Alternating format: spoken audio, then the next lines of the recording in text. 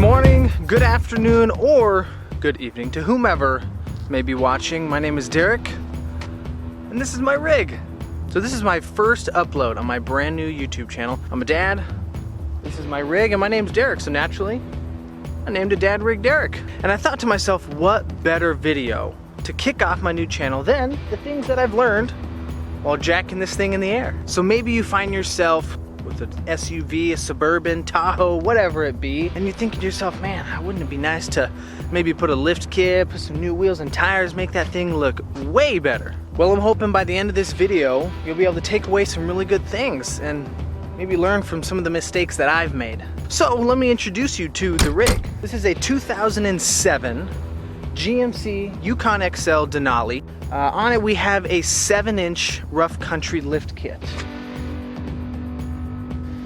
For the shoes, we got a 22 by 12 Vision rocker on 35 by 12.5 R22 mud terrain tires. So just that alone, there's actually a lot to unpack there. So we went with the rough country kit because it's a little more cost effective.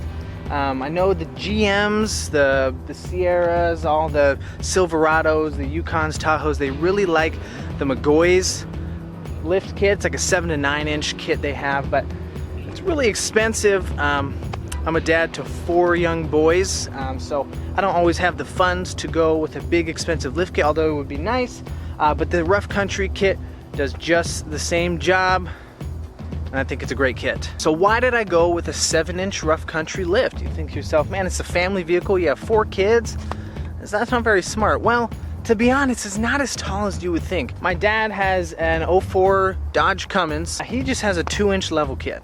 Right, he doesn't have any type of fancy lift kit. He's a 2-inch level, and this is barely, just maybe like an inch taller than his truck. So it's really not as tall as you would think. And because of that, stuffing these big 35-inch tires under there was a little bit of a harder job than I had anticipated, and it required a lot more trimming than I would have liked. But you know, if you ain't rubbing, you ain't thugging, and you got to pay to play. So I am not a mechanic.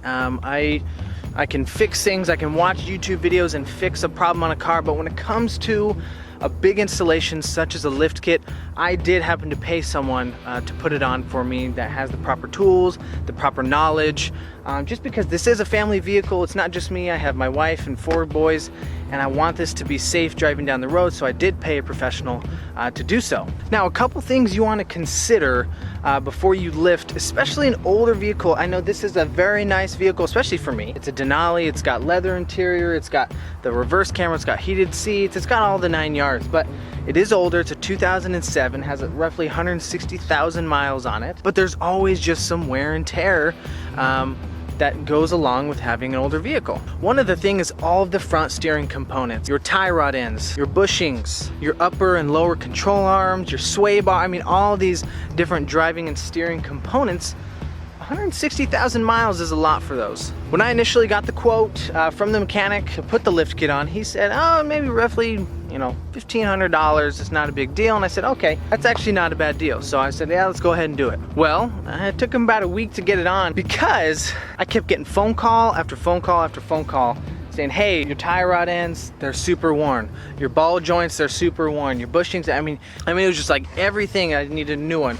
After about a week of him having it, he finally called me and said, hey, it's all finished, it's ready to be picked up. When I finally got my eyes on it, it was sweet. But when I got the bill, it wasn't so sweet. So because all of the front steering components were older and there was a lot of wear and tear on them, he basically redid the entire front end. The entire front end of this thing is brand spanking new. However, I ended up paying about $4,000 more than I had anticipated prior. And naturally, my wife was not very happy about that. So my suggestion, find a good mechanic and get a proper quote before you get this thing installed. The other thing is, I don't know how much everyone else can tell, but I can tell significantly the amount of squat that this rig here has. I don't know how much everyone else can tell, but you can kind of tell that the amount of space between the tire and the top of the wheel was a little bit bigger here than it is about here. It's about 1.5 to 2 inches, and that's because when you put a lift kit on a truck, all trucks from factory have what's called rake, which is a 2-inch raise in the rear, so when you're towing it brings that down about 2 inches so you're actually level when you're towing. Although SUVs such as this one can tow, they weren't built specifically with towing in mind. They were built for families. So this rig actually didn't have any rake to it when I initially bought it. And so because of that, there's about a 1.5 to 2 inch difference from the front to the rear.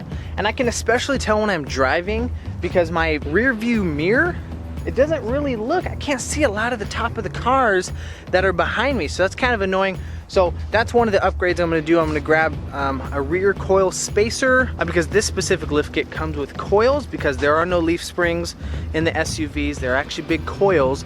So I'm gonna buy a coil spacer and install that to then bring that rear end up and level the whole rig out. So if you don't mind the squat, and hey, there's lots of people that love the Carolina squat, okay?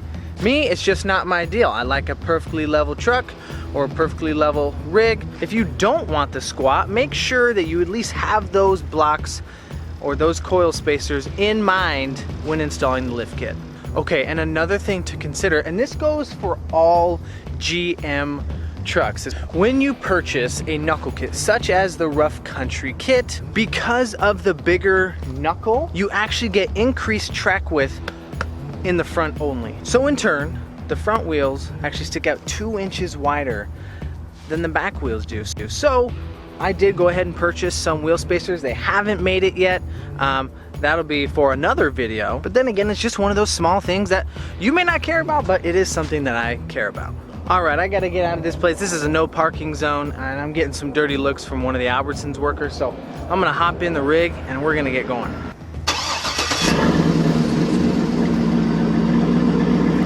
All right, well that was kind of unfortunate, but you know, it was my own fault. I was parked in a no parking zone, so I mean, I can't blame the guy, he's just doing his job. But anywho, thank you guys so much for watching. If you want to follow along with the build, because I do have a lot of plans and upgrades in mind for this rig.